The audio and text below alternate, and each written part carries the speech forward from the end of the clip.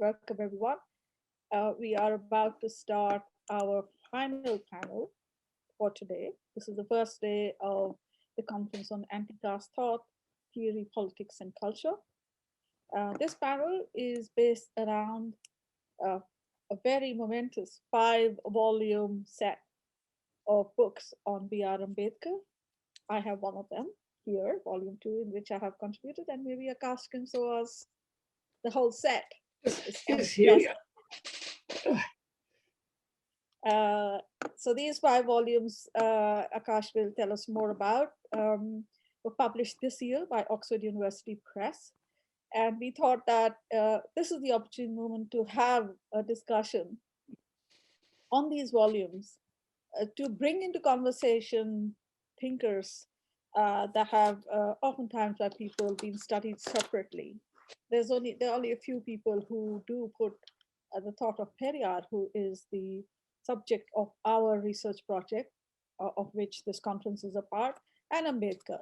And in an earlier session today, someone did actually mention how Periyarists have tried to understand Ambedkar, but sometimes Ambedkarites have not returned the reciprocated. So now's an opportunity, I think, for people to, and we do have one of the panelists today who's precisely done that, brought Periyar and Ambedkar into conversation. So in today's panel, we've got 4 speakers. I'm the host. I'm Professor Meena Dhanda. Those of you who didn't join in the morning, I teach philosophy and cultural politics at the University of Wolverhampton, and I'll be hosting today's panel. First speaker will be Kancha Ilaiah Shepherd. Kancha, can you please show yourself on the video?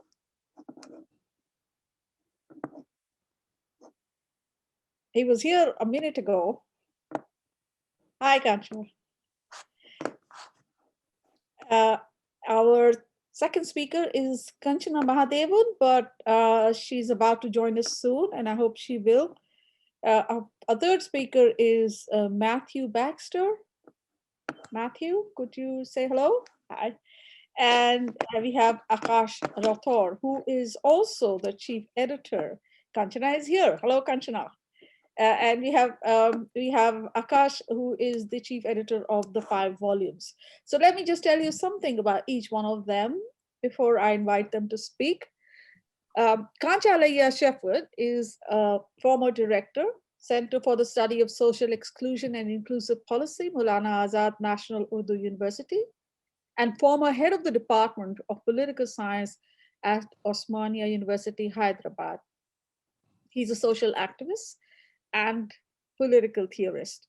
His well-known books, Why I Am Not a Hindu, God as a Political Philosopher, Post-Hindu India, and Buffalo Nationalism, have all played a critical role in shaping Shudra, OBC, Dalit discourse in India and abroad.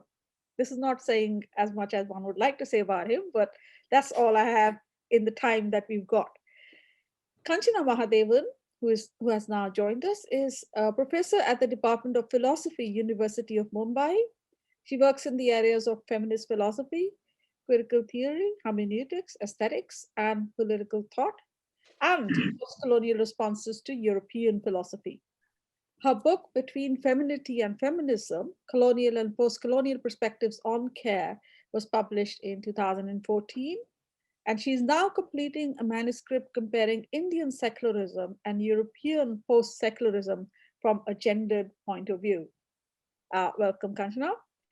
Our third speaker is Matthew H. Baxter, who works on South Asia as a comparative political theorist, particularly committed to Tamil-speaking South India, non-Brahmin politics, and the worldwide travel of critical imaginaries. He completed his PhD at University of California, Berkeley, Political Science Department in 2013, with a dissertation focused on E.V.R. Periyar's self-respect movement in a trans-regional frame, and has held postdoctoral and visiting fellowships at Rutgers University, Harvard University, and Cornell University. His work has appeared in venues such as the International Journal of Hindu Studies, History of Political Thought, Comparative Studies of South Asia, Africa, and the Middle East. and in the edited volume, Comparative Political Theory in Time and Place. He currently teaches at Ashoka University in New Delhi. And the chief editor of the 5 volumes is Akash Singh Rathore, who is also the author of several books. I'll name only a few of them here. Ambedkar's Preamble, A Secret History of the Constitution of India in 2020, a forthcoming biography of Dr. B.R. Ambedkar, which will come in 2022. He has also published Hegel's India, a reinterpretation with text in 2017, B.R. Ambedkar's The Buddha and His Dhamma, a critical edition in 2011, and many other books on legal and political philosophy. I actually have included one of his Indian political theory in my course. So very happy to have all of you here. I'm going to start by asking you one question, which I will ask you to answer in about 8 or 10 minutes each, one by one. And then I'll follow that up with a second critical question. So the first simple question is, please tell us about your contribution to the OUP volume on Ambedkar. We'd like to know what precise chapter, what book, what is it that you argued in it. So we'll start with Kancha first. Yeah, thank you, Meena, for that gracious introduction. Well, I've been part of this great conference that was organized around Ambedkar and his whole vision of India, not just social justice, in Bangalore, and it was perhaps the only conference where global intellectuals, all India level thinkers, writers, politicians gathered there, perhaps except the BJP stream. All other political streams were present there. I'm glad that Akash has brought out these 5 volumes with a selection of essays presented in that conference. And I have written a foreword for the volume 5th, Ambedkar and the Quest for Justice, Spiritual, Social, and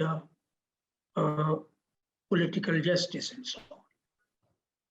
So this project has really opened up a major front in global intellectual academic circles around the multidimensional thought of Ambedkar.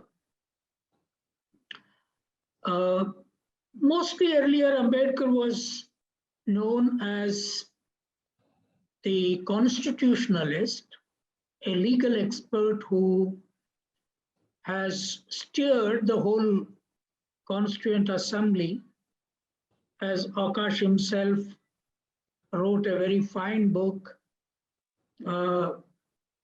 which was differently imagined about the preamble of the Constitution, that it was Nehru who gave the key concepts of the preamble, but Ambedkar was the main driving force in the making of the Constitution right from the preamble, and that Akash's book brings out very clearly.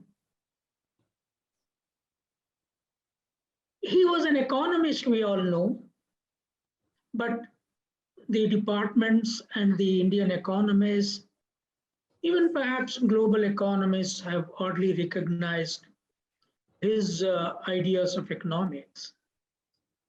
But certainly one of the main issues that became a major discourse is Ambedkar's theory of social justice, particularly from 1990. By 1990, he was not very much debated. The left intellectuals did not accept him, and the Congress people marginalized him, and the general academia and activist intellectuals did not study him. But the Mandal battle made him the central figure around which, as activists, we all anchored. And then we started reading him seriously, perhaps putting Marx aside from then on. Now, in these 5 volumes, Akar would tell us later how each volume worked out. But I was briefly focused around the 5th volume, where I wrote the small intro to that. Now, I was so glad to look at the essays that extensively deal with the religion question, both around the Hindu idea of Ambedkar and his own understanding of Hinduism, his critique of Hinduism, and his own preference to Buddhism. This book takes into account his critique of Hindu structures, both in practice and theory. There are 2-3 essays around that.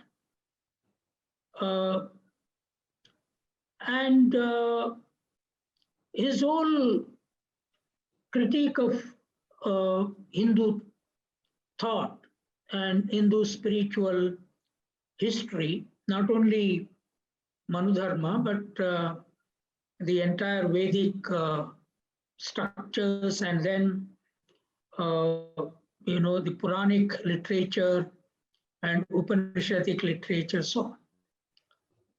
But how he evolved into the Buddhist, from a not much known factor even by his times, that Dharmapala, a Sri Lankan, came here and resettled the Bodh Gaya, and then he became the champion of Buddhism in the World Religious Conference, where Vivekananda, who is now being projected by BJP RSS all over India as the proponent of Indian civilization, not just Hinduism, but the whole of Indian civilization. But they never talk about Indian civilization consists of the history of production, the history of what I call construction civilization, not destruction civilization.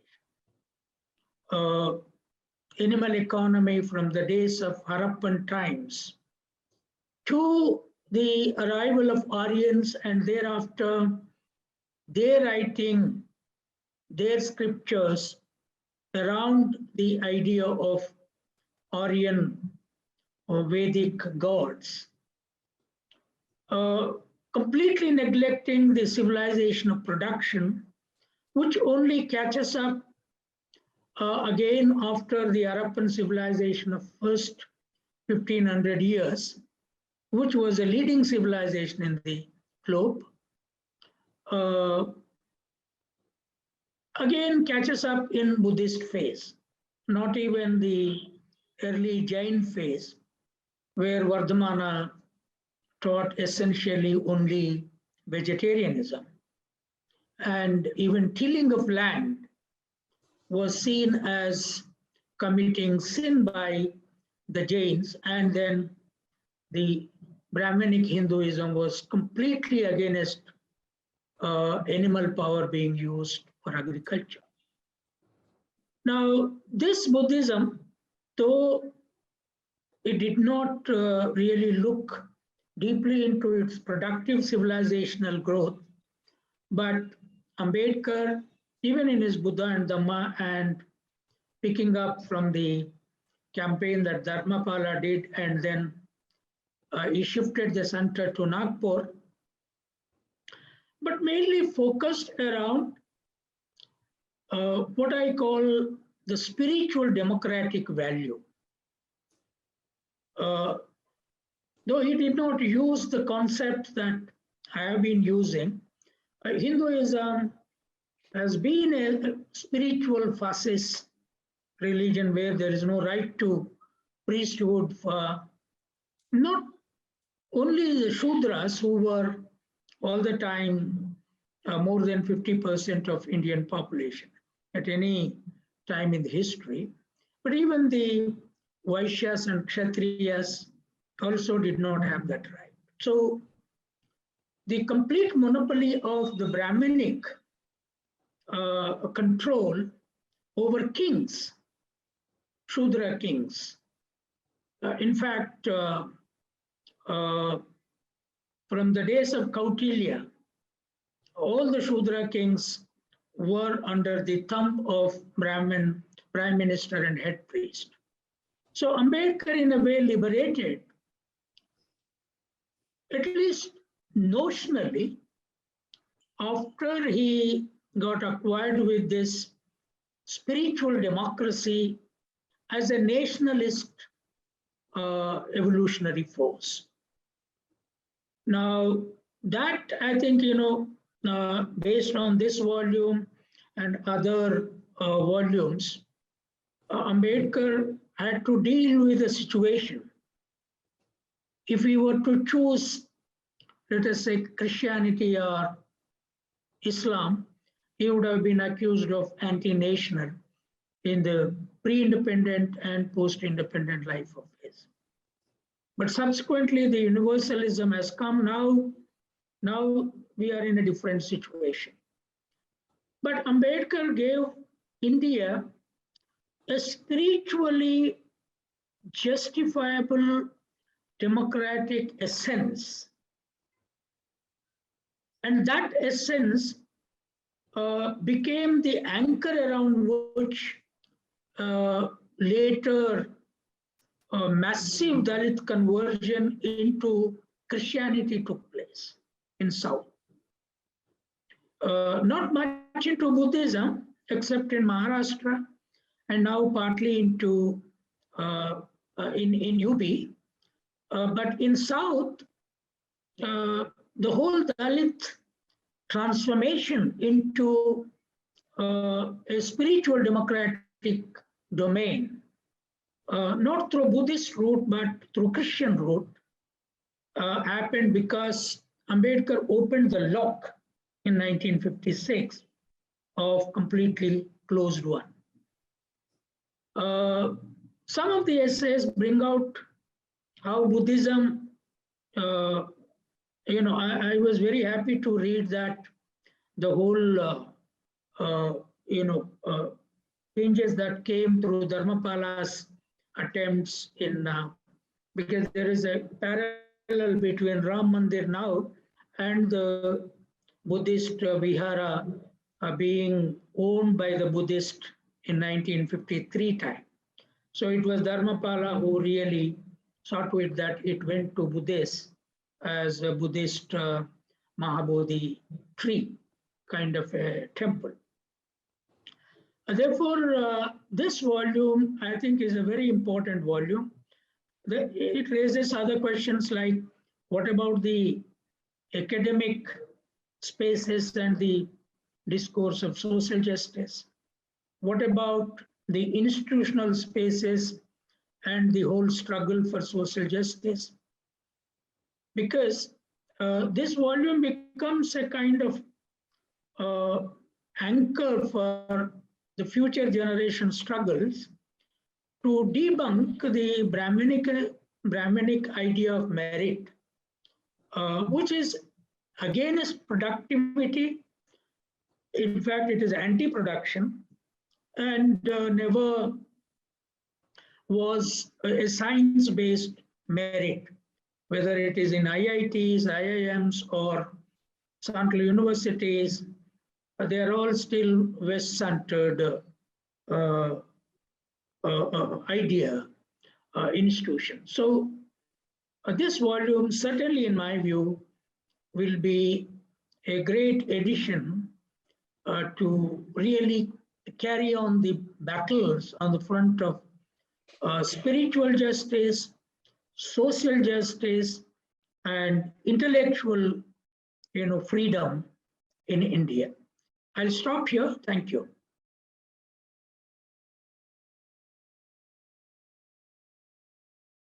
Thank you, Kancha. We'll next move to Kanchana. Kanchana, could you please tell us about your contribution to the Ambedkar volumes? Thank you, Meena, for having me on the panel. And thank you for your kind introduction. Well, I've contributed an essay to the 5th volume that Professor Ilaiah just talked about. The essay is Ambedkar's Critical Hermeneutics of Religion. It is an attempt to interpret Ambedkar as a philosopher, which I feel is very important in the Indian context. A thinker who interprets texts, particularly Indian texts, and gives us hermeneutic tools as well. So the essay is an attempt to comprehend how Ambedkar's account of religion as Dhamma, which has a socio-ethical, political component, has emerged through critical and comparative readings of traditional texts, such as the Bhagavad Gita, the Dhammapada. And I argue that although he turned to tradition and its texts for his reflections on religion, he did not think of tradition, obviously, as a seamless, continuous whole, the way Gadamer thought of it. So there is no notion of a continuity with tradition, or what Gadamer calls a dialogue that we are, because obviously the tradition did not engage in a dialogue with those who belong to underprivileged castes, with women and so forth. So rather than a dialogue that we are, it is a refusal to dialogue. There is a break and discontinuity. So this discontinuity or this distance is picked up by Ambedkar as a way of engaging with tradition by critiquing it, to reconstruct it.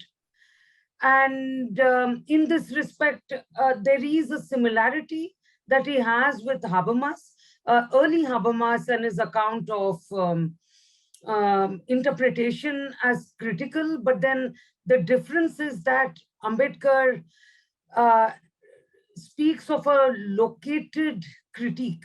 So a socially located critique, a situated critique, where the experience of the lack of communication or this ostracization propels one to think about tradition in alternate ways. And so the kind of dialogue that Ambedkar engages with is a dialogue where he looks at competing interpretations of the same text to make a case for his own interpretation.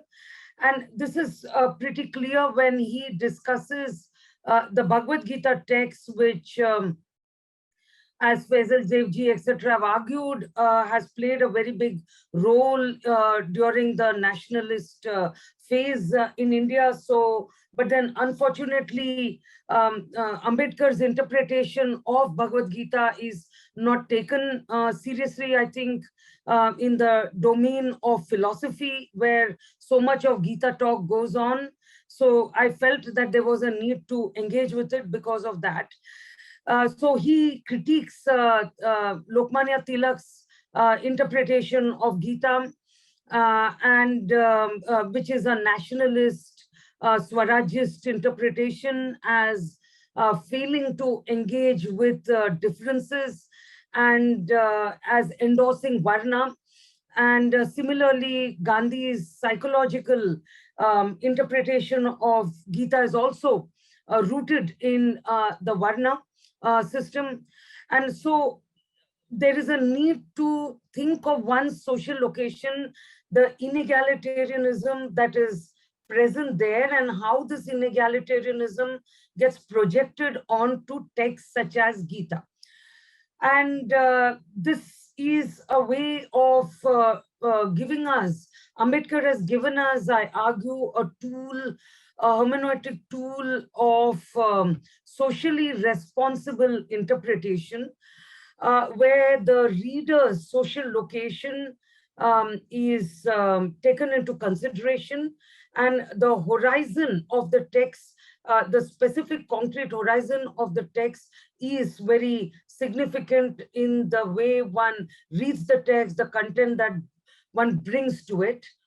And so I argue also that his reading of the Gita is intertextual, and also through its relationship to Buddhism, because he points out that the Buddhist notion of Maitreyi in Krishna according to Gita is the most primary and the primordial notion, and the most valuable notion, which is already given to us by Buddhism. So this intertextuality allows us to think of how one text can learn from the other and maybe correct itself. So the Varna part can be corrected, and one could emphasize the Maitreyi part. And such intertextual readings would allow for thinking in terms of a more egalitarian society. Now here I also have in mind the problematic interpretation of Ambedkar that was given by Barlinge years ago in the Indian Philosophical Quarterly, where he talked about Ambedkar's conversion as a kind of a ritualistic act, which is not coming from reflection. So the argument I'm making here is also an argument for conversion, that by reading texts in a critical way, one reflects and one thinks of conversion as an integral point, both when one reads the text and also in terms of one's own personal religion. So there is a need to convert, and that so-called personal religion is not that personal. It is actually very public and very social. So it is via the critical hermeneutics that one thinks of conversion, and Ambedkar in particular thinks of conversion via a critical hermeneutics. So there is a theory practice connect there. So it is not simply theorization on one side where one just picks up a text. There is a reason why he reads Bhagavad Gita. There is a reason why he reads Dhammapada. There is a reason why the two come into contact with each other. And this is deeply rooted in practice and lived experience, the experience of discrimination on one side, patriarchy, caste, as well as the need for alternative model for organizing society. So he goes deeper than the nationalists in making a critical survey of the text, in my opinion. And his reading is also a non-Orientalist reading of both Gita and Dhammapada, because rather than otherworldly mysticism, which had become very common in the writings of someone like Aurobindo, he emphasizes the notion of religion as political, ethical, social, responsible to diversity, inclusive. These are precisely the notions that are missing in the various other readings of Gita in the early 20th century India. And religion therefore becomes infused with freedom and equality and social responsibility. So from this point of view, what guides Ambedkar to reading these texts in this manner are the ideals of freedom and equality, which are to an extent derived from Western philosophy, but at the same time, he engages with Indian philosophy to show how these ideals have an Indian dimension to them in Buddhism. So I think of him as a philosopher here who overcomes the opposition between Western and Indian philosophy, or that there is a spiritual tradition on one side and a very rational tradition on the other, or there is a materialism on one side and a mysticism on the other. So he helps us overcome these kinds of divisions and introduces caste as an analytic category, and also gender as an analytic category in understanding philosophical texts which impact society. So this is basically a short summary of what I've written in this chapter. Thank you so much for this time to present.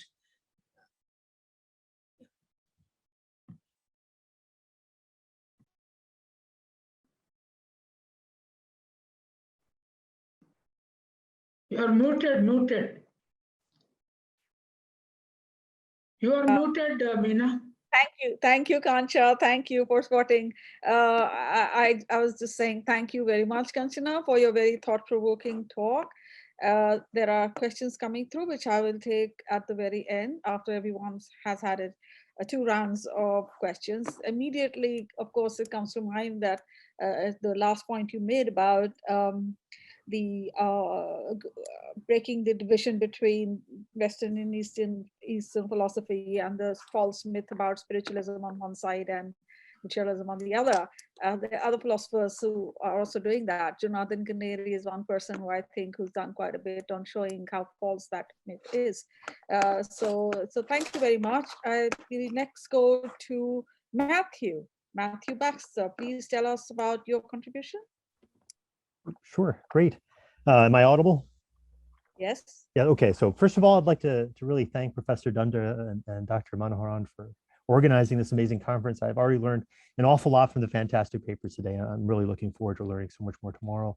I'm very grateful to be invited to give a little chance to speak. So I'm particularly honored to be sharing a panel with such an influential thinker as Kancha Ilaiah Shepherd, and I'm really looking forward to future conversations with Kanchana.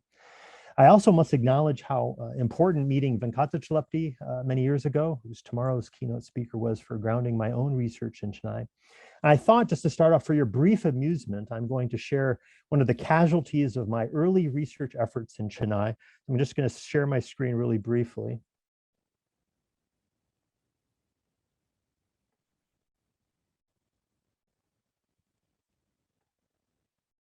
Can you see this? It says, Periyare, Aivu Seim America, an American researching Periyar. And then on the right-hand side, the little commentary there to me, and Viramani is commenting on my impressive mustache. So that's me trying early on do this sort of work. Okay, so now I'd also like to acknowledge the tremendous editorial triumph by Dr. Akash Singh Rathore. Akash was an exceptionally generous editor.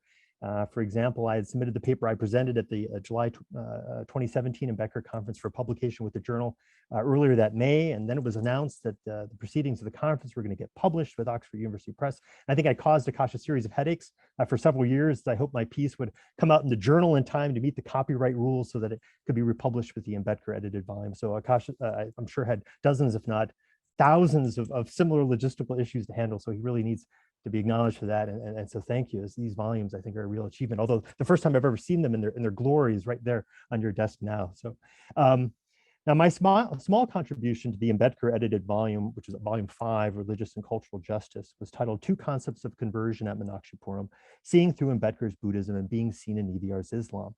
And it's part of a broader project. So like most work, this contribution is both a biographical and a conceptual element. Now, the biographical element has something to do with how someone like myself ends up focusing on politics and thought in Tamil-speaking South India at all. Now, with a vague interest in doing something in non-canonical political theory, I got a fellowship to teach and study in Madurai, Tamil Nadu for several years after college. I learned so much during those years, not the least of which was first hearing about Periyar because Madurai's main bus stand was called Periyar bus stand, and then becoming particularly curious about the relationship between caste mobilizations and party politics surrounding the May 2001 Legislative Assembly elections when I was living in a village outside Madurai.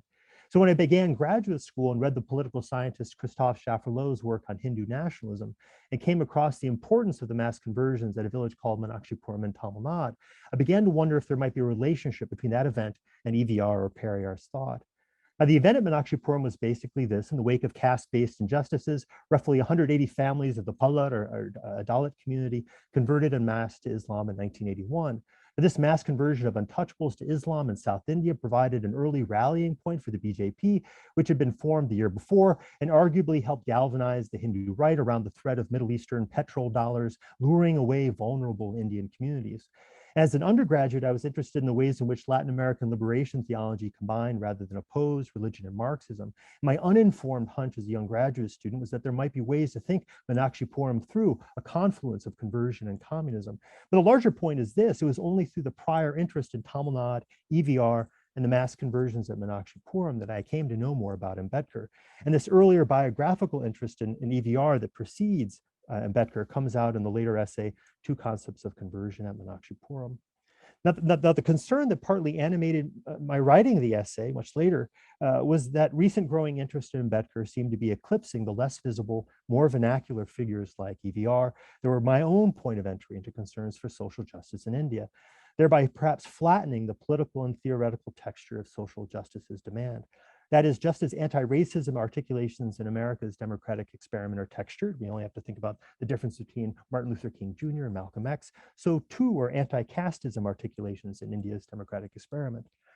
Though the mass conversion at Meenakshi-Puram has often been framed by Ambedkar's work, the essay argues that there is little empirical evidence for this framing, apart from the obvious association between Ambedkar and post-colonial Dalit conversions and the ready availability of Ambedkar's published materials to an English-speaking audience. I argued that there's much more evidence to suggest that Meenakshi-Puram's converts themselves were thinking more about EVR, not Ambedkar, and I pursue such evidence archivally through gestures surrounding Meenakshi-Puram in 1981, back to EVR's own thoughts on Dalit or Panchama mass conversions, as he called them, Panchama mass conversions to Islam around 1930. I suggest that who we use to think about Meenakshi-Puram's conversion is important because Ambedkar and EVR differ on why conversion is an effective mode of anti-caste struggle in the pursuit of democratic promise. Now, the basic distinction, crude as it may be, I argue to be the following. Ambedkar's framing of conversion is invested in seeing the world differently and the corresponding cultivation of the interiority of a seeing mind. EVR's framing of conversion, in contrast, is invested in being seen differently in the world and the corresponding cultivation of the exteriority of a seen body. Now, I'd like to think I provide more insightful explorations of this distinction in the written piece, but basically, I suggest that Ambedkar's concept of conversion is a cognitive project bound up with India as a distinct cultural region. It is defined by a unique past, one marked by Buddhism, and we can learn about that past and change how we understand ourselves through changing our thoughts in a project of conversion that then sets us on the path of liberation within sort of a national or perhaps alternative national frame. Conversion is about seeing differently and recovering a distinct history. Ambedkar subsequently focuses on books and scripture as the vehicle for understanding and fulfillment, the tool for learning and recovery. It might be considered the sort of conversion imagined by an exceptionally literate social activist who focused on training the mind, where freedom radiates from the inside out. But EVR's concept of conversion, I argue, is a material project bound up with humanity itself and the wider world. It is defined by its orientation to an open future, when defined by a socialist imaginary that EVR finds developing in Islam and related reforms in places like Turkey around 1930. And we can embrace that future not by understanding ourselves, but perhaps by becoming someone else, which starts with adopting the appearance of another through conversion that sets us on the path of liberation, kind of more in an international frame. Conversion is about being seen differently and projecting humanity into unprecedented possibilities. EVR subsequently dismisses debates over books and their interpretations as for school exams, and instead emphasizes the power involved in costume and confidence, tying the red lungi and putting on the Turkish topi. It might be considered the sort of conversion imagined by a marginally literate social activist who subsequently preferred to start with the appearance of the body, where freedom is embraced from the outside in. Now, in the essay, I tried to argue that this distinction between understanding conversion's relationship to democracy as grounded in seeing or being seen, between, again, these clumsy binaries, mind, body, between literacy and appearance, between text and costume, between the inside out and the outside in, might have several knock-on effects for thinking about democracy, particularly among marginalized groups. And I'd like to take two before I kind of wrap up. So for example, let's think about representation. There's a common distinction in the literature from Hannah Pitkin to Gayatri Spivak between two framings of representation. The first is standing for another, where a representative is regarded in terms of who she is descriptively, male, female, rich, poor, dark, fair, gay, straight, and so forth, almost as a static portrait of someone else.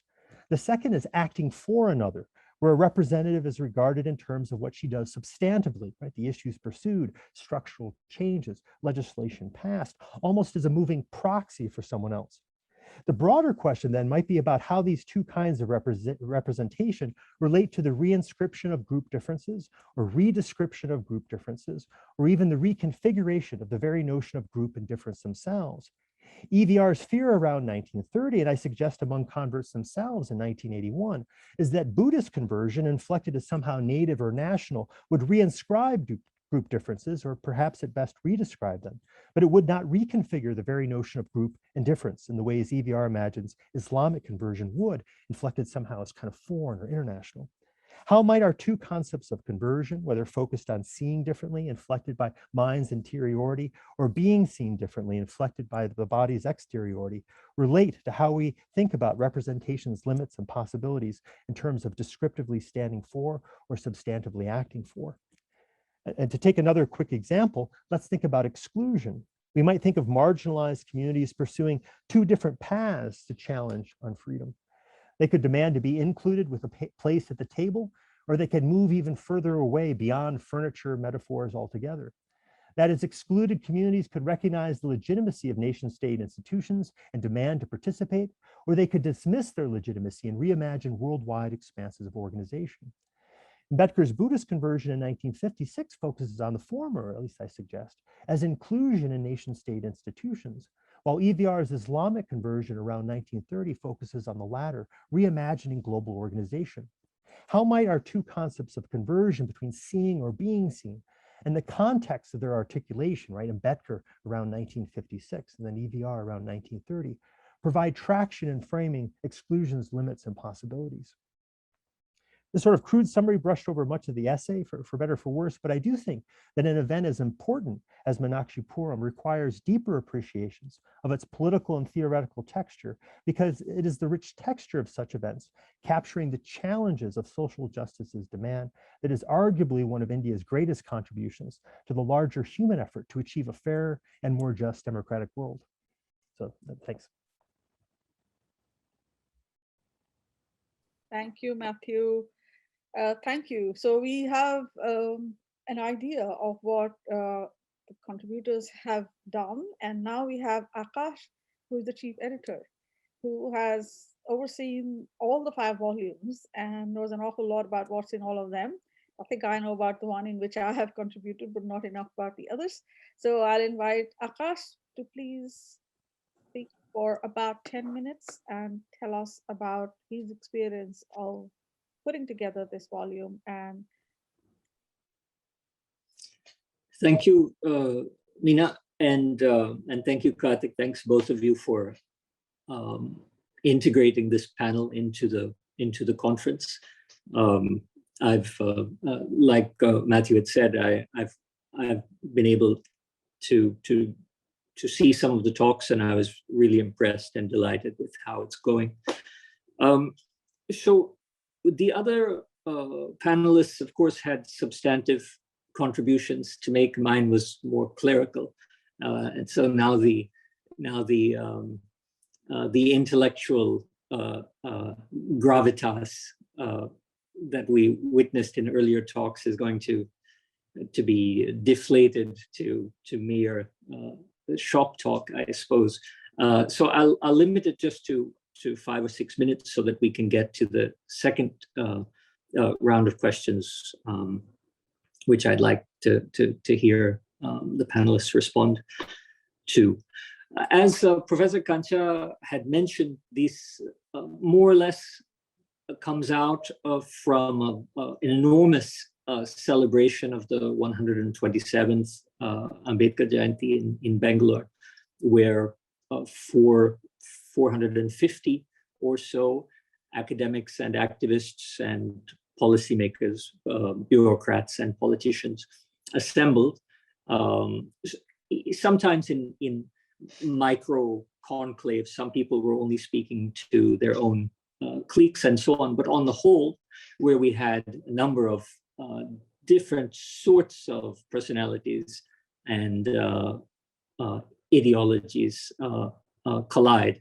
And I thought it was very fruitful and in some respects historic for how large it was and the commitment that each of the delegates showed to it. As it came to an end, the editorial committee was sitting on about 350 papers to sift through and to try to see how to organize so that the history of this 2017 event doesn't just fade away, disappear. And at first I was inspired by the preamble. I was thinking about writing a book on the preamble at that time and thinking about social, economic, and political justice taken from the preamble's formulation as a way of organizing each of these as rubrics under which to organize all of the various contributions. But as you know, the contributions really couldn't be fit into simple headings like politics, society, and economy. And then other people on the editorial committee and advisory committee and so on felt rather strongly that there needed to be a legal aspect. I think Annapurna was quite adamant about that. All of us recognized the gender component was necessary. And Suraj was quite keen on a race component and so on. And so as it evolved, these concepts more or less took over: political justice, social justice, legal and economic justice, gender and racial justice, religious and cultural justice. Now that's a lot of different kinds of justice, but the way I always thought about it while working through is just imagine how many types of injustice there are. And I think for every type of injustice, there has to be a type of justice. So when you see it from that point of view, these 8 headings, while they seem comprehensive, are in fact just the beginning in some respect.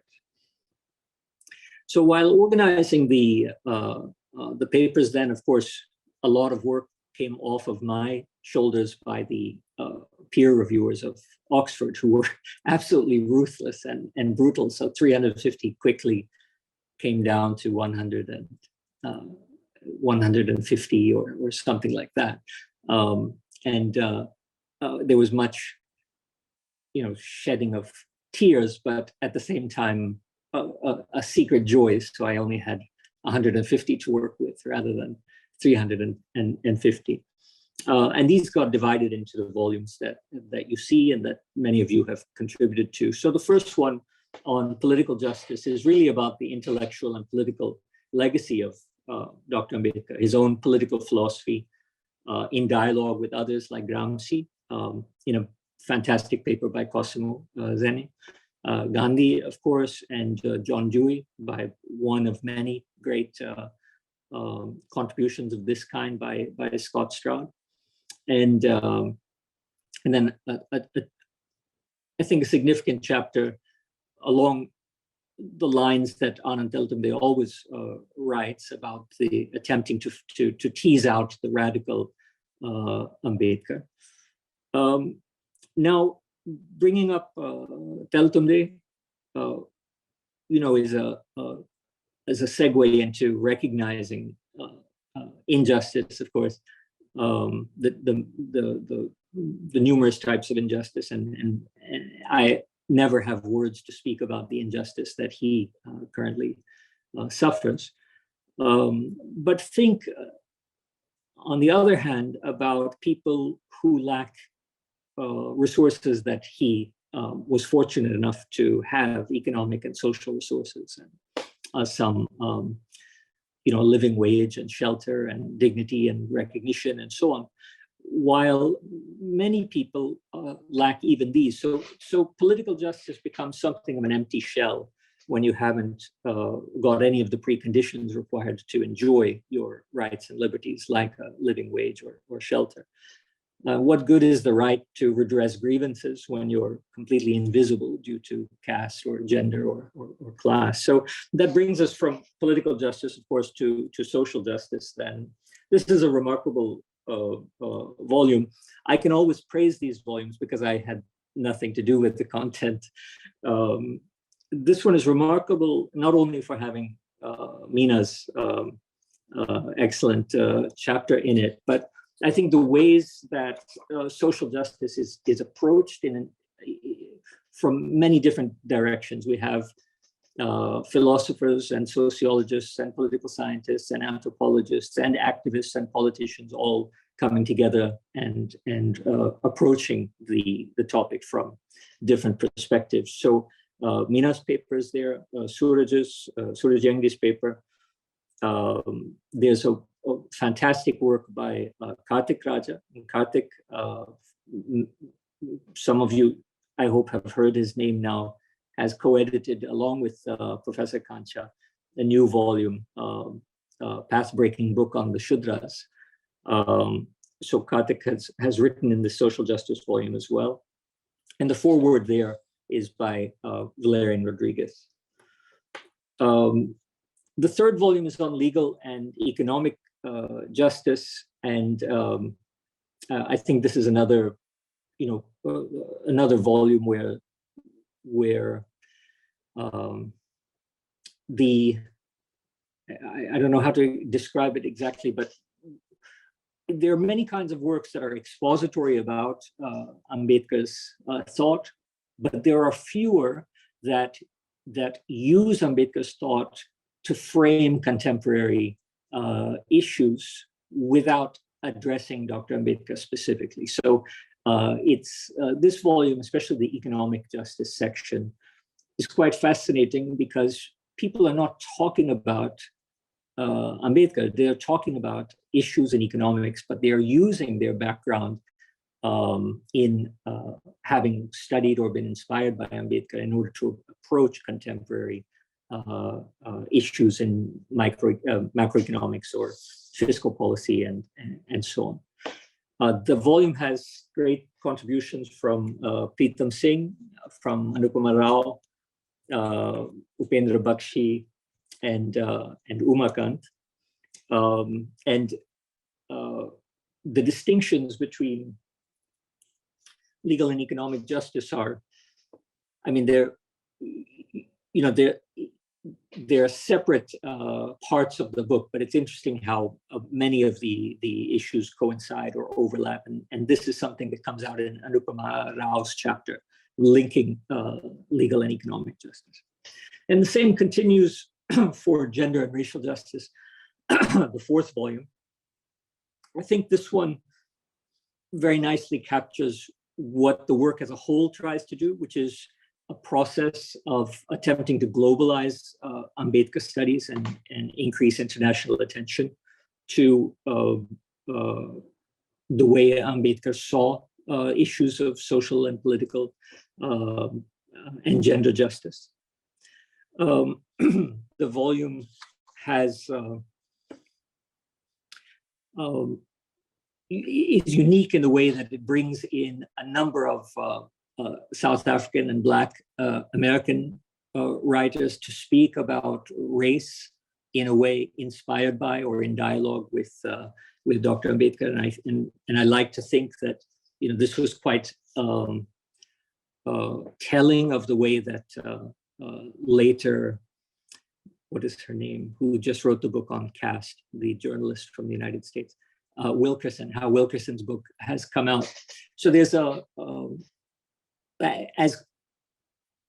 as many resources as the Black community has in the United States, with as many great leaders as it has had and continues to pioneer different political and cultural spaces. Nevertheless, there's a gridlock with the concept of race that seems to be supplemented now by the concept of caste. So there's a recognition in this that appears here that the way that Dr. Ambedkar theorized the problems of caste transcends the problem of caste, and I think that's interesting that that we captured this in the volume, and this has now been in some way verified by work like Wilkerson's. And then finally we get to the fifth volume on religious justice, and since we had three panelists who one wrote the foreword and two spoke of their contributions, I think we know enough about it. But before I close, I'd like to draw attention to Jadumani Mahanan's brilliant chapter, which Kancha had mentioned, on Ambedkar in academic space.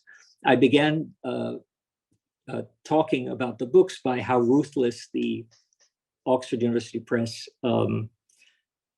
peer referees were in the way they were slashing through papers and rejecting them and so on. And it came to Jadumani's paper, and I don't think he's ever heard me say this, and I'm not sure if he's listening, but an argument arose between some of the peer referees about the paper. And in the process of discussing it, one of the referees said that this scholar's voice seems to me to be one of the most important in all of the volumes. And I was quite moved by that, because what Jadu was writing about was, of course, Rohit Vemula and the idea of exclusion and academia. And as a young scholar himself, I think he captured a moment, and he captured an important feeling and insight that I hope comes out from the volumes in a collective way. That is, they arose in a moment, but I think they tell a story that people recognize needs to be told on a global stage. Okay, so 10 minutes, not 5, but I hope I summarized the volumes in some respect. Thank you, Akash. Yeah, that was all very, very important and useful, and it is a panel on the 5 volumes, so it's good for the audience to know the scope of these volumes. We have about 28 minutes, and what I'm going to do now is there are a few questions which have come from the other panelists and from chat, so I will take them in a minute. But before that, I'd like you to just, in maybe 2 or 3 minutes each, answer a second question, which is a critical, reflective question. The same question for all of you. I'll read it just once.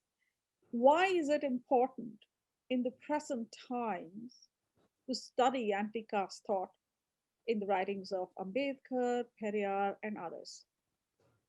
So I think we will start from you, Akash. So you can time yourself, and then we'll go back. Akash, Matthew, Kanchana, and last Kancha. Okay. I was after this work was completed, I began working on a 15-volume book series entitled Rethinking India, and I had mentioned one of the newest books. I think the newest book by Kancha Ilaiah and Karthick Raja on the Shudras. The other volumes are on structural and institutional and other sorts of questions. For example, on foreign policy, on the economy, on jobs, on healthcare, on the rights-based paradigm, and on education and so on. And why I bring this up is because as the series editor, I see each of the chapters that are coming in, and irrespective of what domain we are talking about, from healthcare to education to economy and so on, irrespective of what it is, the most pressing questions today all bear a profound caste element. And a manuscript will come to me on how to revive jobs, for example, in India, because India's, as we know, suffering from jobless growth. And over again, the contributors, just pure macroeconomists, continue to reference caste and how important caste is in exclusions in enterprise, in the reduction of productivity, on the failure of our vocational programs due to caste biases. So whether it comes to caste chauvinism, caste discrimination, caste consciousness, and so on, these impact every aspect of Indian political, social, economic, and cultural, religious, and wider life. It's a question that has to be confronted if India is going to make any progress. And I had thought of this somewhat as an Ambedkarite ideologue prior to a kind of empirical confirmation editing this series, where you cannot find a contemporary problem in India that is not made more problematic by our obsession with caste. So I think anti-caste thought, engaging with it, is not only it's not only an orientation. There is no option. It has to be done. Okay, thank you, Akash. Matthew, and please be brief. Yeah, sure.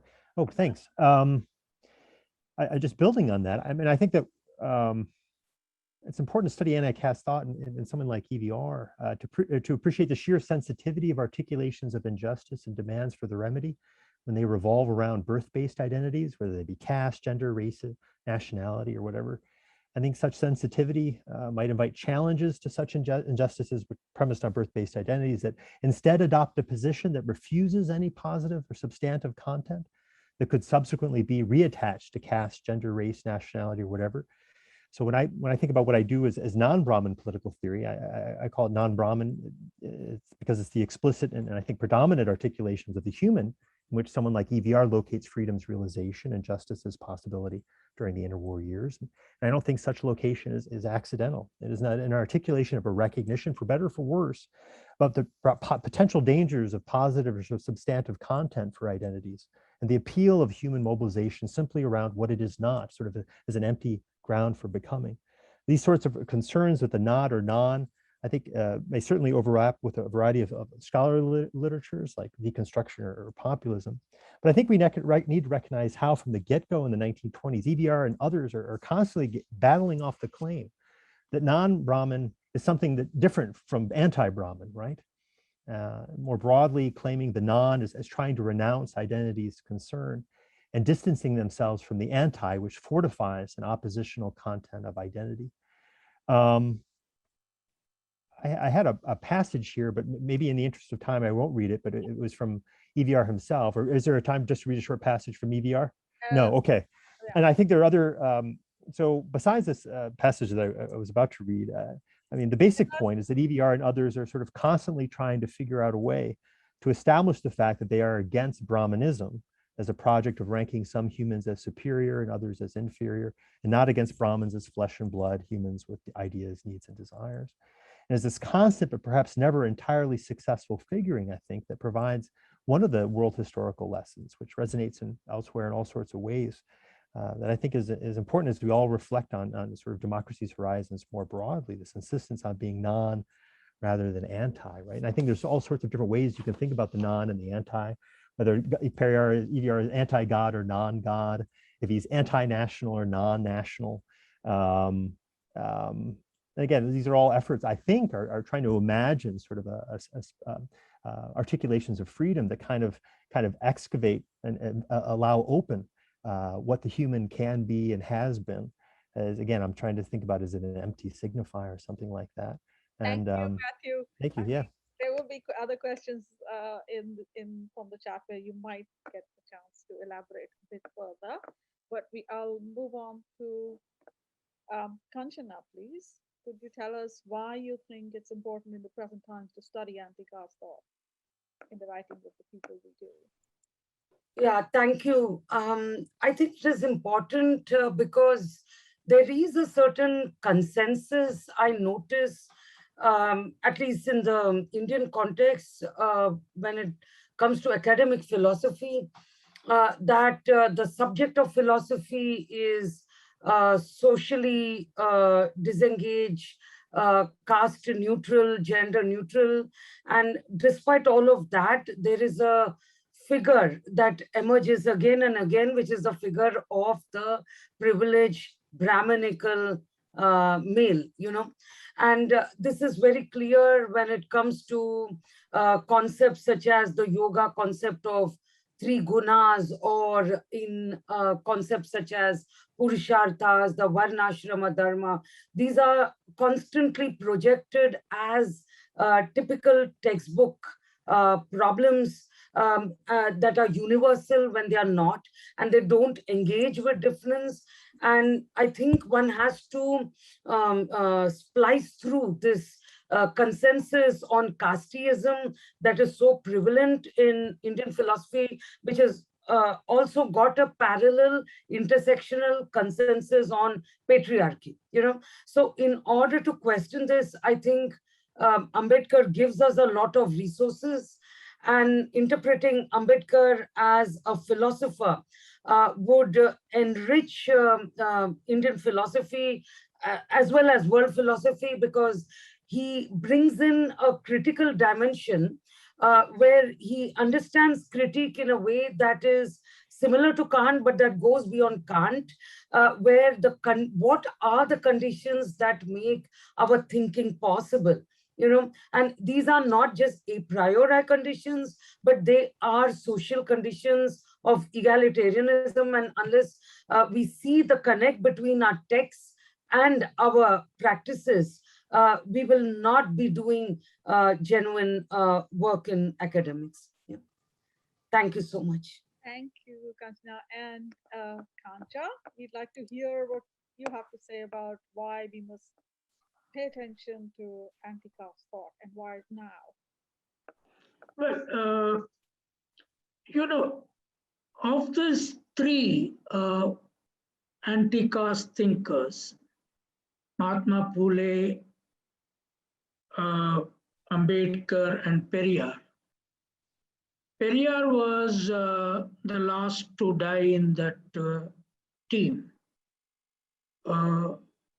Now, all of them did not imagine that the RSS, BJP with Hindutva, which is the core organizing modern spiritual fascist force that would come to power. Now, they were struggling with their own anti-caste ideology within the ideological domain of secularism, liberalism, and the communist phase. So there was no strong oppositional strength there. But, I was thinking when I wrote Why I'm Not a Hindu, that it is better that RSS, BJP come to power and we'll have a full-blown fight, philosophical fight, to win the battle or lose. We may lose the battle. And that phase has come now. Therefore, if we do not really bring them, Phule, Buddha, Phule, Periyar and Ambedkar, because who have done some solid textual work, Others have spoken and died, or fought physically died. So these are only our heritage. Apart from, I keep saying, even Harappa, who was a man, in my view, in whose name that city was built. But these are three. So we need to really bring them back with all the force. I was just writing an article on this new bloody theory of RSS group called integral humanism. And all of them, Savarkar, a Brahmin, Hedgevar Brahmin, Golwalkar Brahmin, Mohan Bhagavat Brahmin, Dattatreya Hasabale going to be head of RSS Brahmin. Now their theoretician Ram Madhav from Andhra Pradesh Brahmin. They only write theory. No Shudra from that group. No Dalit. So if there is no Phule, Ambedkar, Periyar, we would have been completely in the vacuum. We would have been in the desert. So that is the reason why they must be brought back with all the rigor, with all the strength at our command, and then deploy them as, as against these three murtis, we have these three forces. They have three murtis. You know whom I am referring to. They are Brahma, Vishnu, and Shiva. We have Phule, Periyar, and Ambedkar. We have to fight with these weapons only. Thank you. Thank you, Kancha. We have now three quite critical questions, and I think that it's interesting that now that studying these texts has become more accepted, and more people are critically engaging with the texts of these thinkers, we should expect that there will be some critical questions. So we have to move away from deization, idolization of all the philosophers that of people, thinkers that we otherwise revere, and engage with them with a critical view to maybe bring forward, advance the thought that they in their own times advance with respect to their contemporaries. So the questions that have come through the chat box to me, I'll start with the first one, which is for Professor Kancha Ilaiah. How does he relate to the idea of Dalit internationalism with his own critique of West-centric education in Indian universities? Can these two coexist? So you want Dalit internationalism, but you're also critical of Western-centric education in Indian universities. How do you combine these two things? Well, Dalit internationalism is fought for, starting from the Durban Conference, battling with the then government. And then now we have acquired some space. Now, at the same time, when this Hindutva nationalism is trying to nail us with their idea of nationalism, while deploying the Dvija intellectuals very systematically educated in foreign universities, the only way seems to be that let our only Indian educated, according to them mediocre, not greatly exposed for international knowledge systems, let them first capture the universities. And India today is a country of totally understudied from its production roots. Even Phule, Ambedkar, Periyar, Phule tried an attempt, but Ambedkar has hardly gone into the strength of productivity of Shudras and Dalits and Adivasis, and the anti-production culture of Brahmin Baniya Kayastas. And the whole question of vegetarian and beefarian, meatarian battle. So as they come up with their own weapons, we need to come out with our own weapons. That is the reason why I've been saying, okay, you want only nationalism, then no foreign PhD should get a job in Indian universities. And by that, hardly any Dalit, any Shudra, any Adivasi will get eliminated. But all these, secular, liberal, and more so communal Brahminic fellows who are studying in Harvard, Oxford, Cambridge, they will get eliminated. Let them live there. We will prove that how we can build India on par with China without them. That is what my ground of argument is. Okay.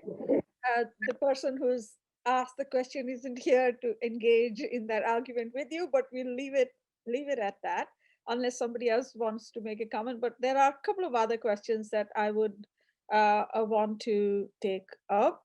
One is a question which is critical about Ambedkar. It's a criticism of Ambedkar. It's open to the whole panel. Anyone can take it because it is about the volumes on Ambedkar. So the question is, some of the things Ambedkar has said about Islam and Muslims, how conversion to Islam will denationalize converts, have been appropriated by the Hindu right. Is this a case of reading the text out of context? So it's suggesting an answer too, but what do you think? Ambedkar's comments about Islam, which have been appropriated by the Hindu right as being anti-Muslim. I'll say something about that because the question comes up so frequently. The simple answer is yes. For the most part, these passages are taken out of context.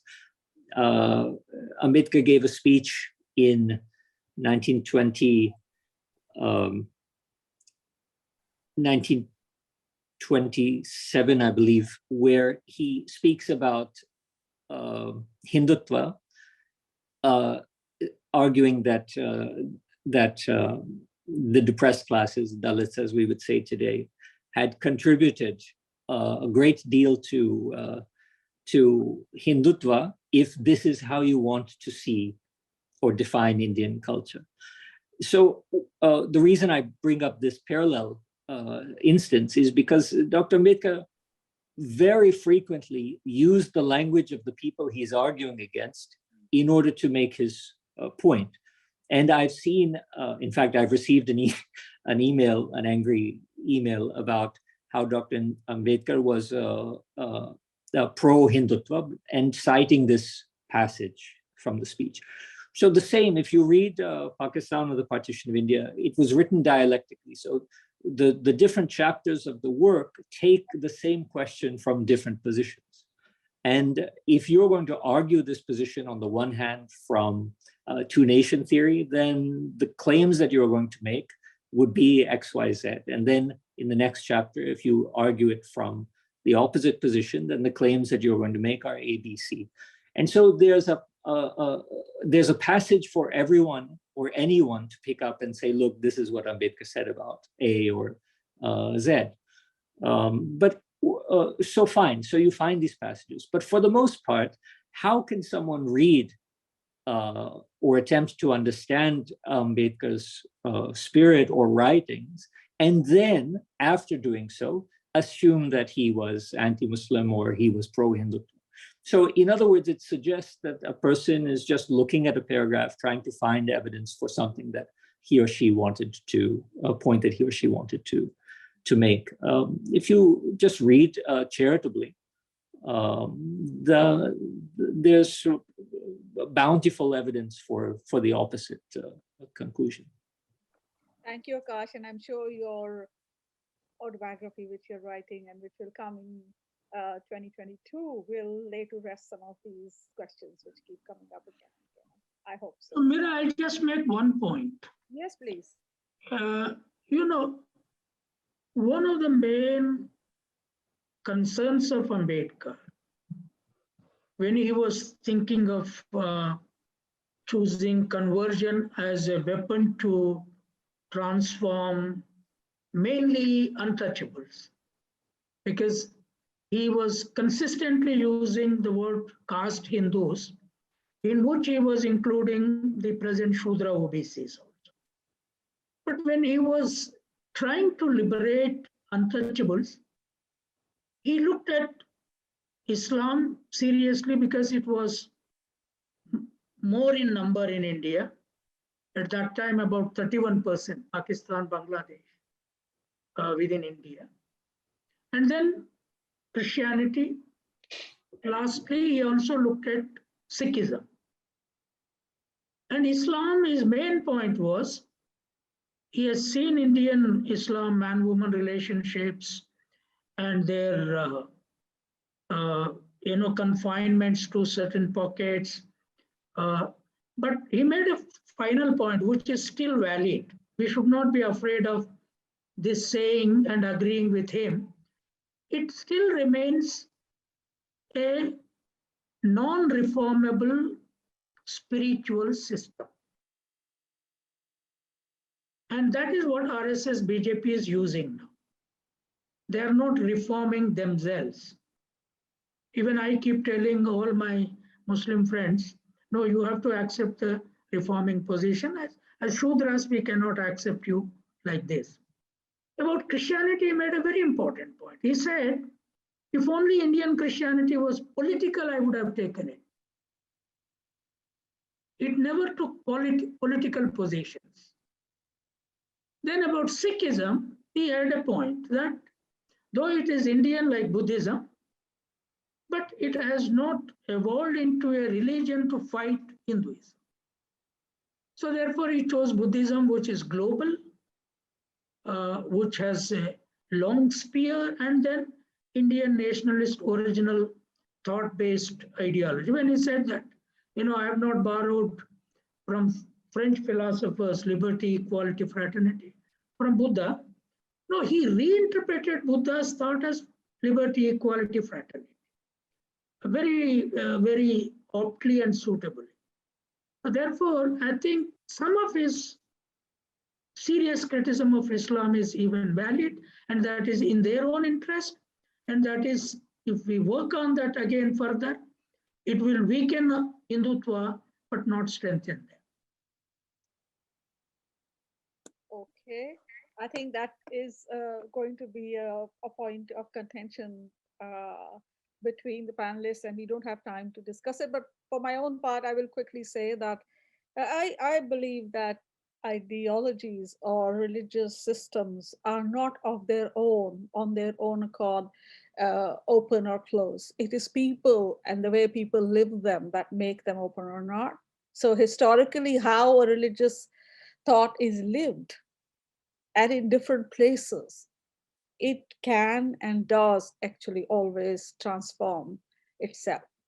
And we just never know enough. It's our own tendency to extract from the lives of people and form a system and then start judging it on its own and see whether it's open or closed. That is a problem, I think. If enough of an anthropological understanding or looking more closely at the way Muslims in different parts of the world differ and the way they live and how they have changed and how they contend with whatever you think is the closeness of the system. Likewise, people can cry hoarse that Hinduism is the most open, most tolerant, etc. worldview. It's just that, but we know in actual life where it is taking us. So it's not the thought itself. It is not the what is claimed to be the repository of some thinking, which is closed or not. It's the way people who are claiming it as their own are able to live it. And so I don't place any one religious thought or even non-religious thought. People can diss Marxism by giving the example of Soviet Union or whatever. That's not how you should assess either the thought ideology or the people who live it. So I'm sorry, I shouldn't be getting into this discussion now at this point, but I do want to have, reserve my, to say that it's not okay to talk about either Islam or any thought in the way that we are doing it. It's not separated from the actual lives of people. There's a question again for you, Kancha, which is, someone thinks that there's a myth that we are continuing to uphold and how long we'll do it. So I'll read it out for you. The Brahmin priest was dependent on the king for his livelihood and protection. Kingdom was not a spiritual order in which religion and spirituality reigned supreme. How long shall we continue reproducing the myth of the priest ahead of the prince in India? Oh my God. I just wrote an essay which is online, The Shudra Kings and Brahmins. You can see that. I've looked at the Shudra kings from Chandragupta Maurya to the abolition of princely kingdoms. At the time of independence, there were about 300 Shudra kings, including Baroda Maharaja, who financed Ambedkar's study and so on. All of them had a Brahmin head priest and a prime minister, only Brahmin. They had to have it. And according to their advice only, they could work. And how did I get the real answer for this and for real substance? In 1918, Sahu Maharaj wrote a letter to the former governor of Bombay state, who was a very important functionary in British House of Lords, what a Brahmin is doing in his own state. He says, a Brahmin is head priest, a Brahmin is prime minister, and in my own darbar, I cannot do anything. They control everything. And he says, Brahmin is a priest in the temple, Brahmin is a Kulkarni in the land record holding, and Brahmin is a guide in marriage and death. And finally he says, Brahmin lives only for Brahmin. Therefore, this system has to go. Can you help us from London? That is what Saumar. So therefore, don't underestimate the Brahmin creation of God and creation of priest and creation of their own language called Sanskrit for themselves and not for others. So that is a deadly institution which has nothing to do with universal spiritual value of God creating all human beings equal. So therefore we need to seriously engage with priesthood. I want to become priest in Tirupati temple tomorrow if they give me. And but they are not willing. So they say, do you know Sanskrit? I have been asking them, no, Tirupati Venkana is a god. He knows English. I know English. We will speak in English. What is the problem? What is the problem of you? First, let you appoint me there. Let me become head priest. Then I will take care of the world, of India. No, they are very, very important positions. Okay, I think that on that very exciting idea of thinking of Kancha as a priest, Yeah, I would say I'm going to say we have to bring this panel to a close.